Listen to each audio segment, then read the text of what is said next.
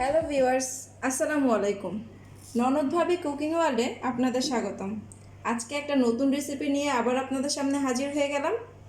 আজকে আপনাদের করে দেখাবো পটেটো বল। তো ভিউয়ার্স, আমাদের পটেটো বল বানানোর জন্য যে যে উপকরণ লাগছে, আমি এখানে আলু সিদ্ধ করে রেখেছি, পেঁয়াজ, লবণ, ধনেপাতা, ধনে গুঁড়ো, গোলমরিচ গুঁড়ো, জিরে গুঁড়ো।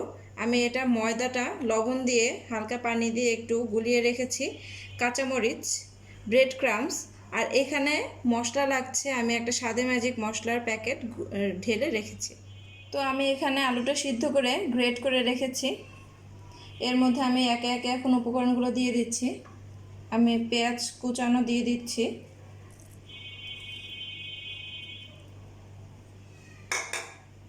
দিয়ে দেব কাঁচামরিচ কুচি, ধনে পাতা কুচি, এই সাইডে দাও, এই সাইডে দাও,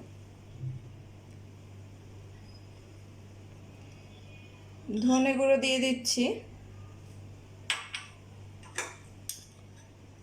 জিরা গুঁড়ো, গোলমরিচ গুঁড়ো।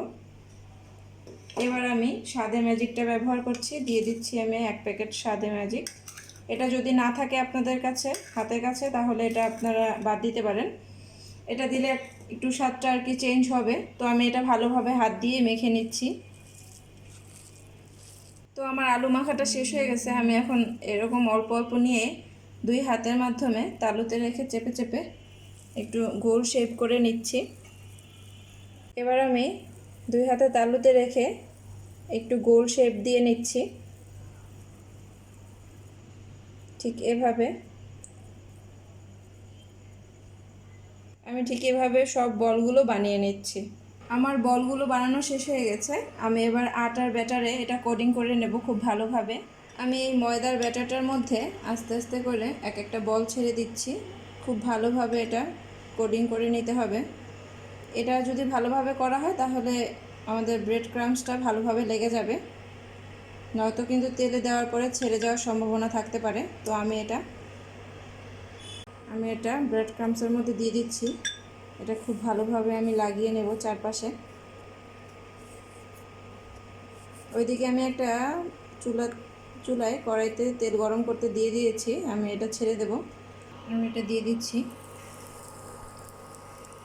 এভাবে আমি সবগুলো করে নিচ্ছি।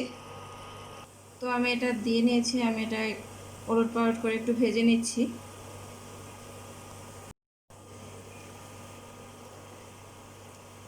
একটু সাবধানে করতে হবে।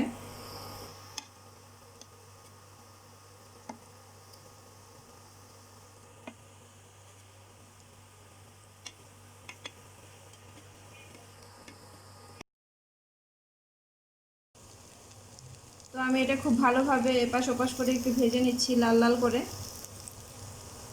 একটু সাবধানে নাড়াচাড়া করবেন, নয়তো বা ফেটে যাওয়ার ভয় থাকতে পারে। আমি সবগুলো ভেজে ফেরত আসছি। তো আমি এটা কিচেন টিস্যুর মধ্যে উঠিয়ে নিচ্ছি।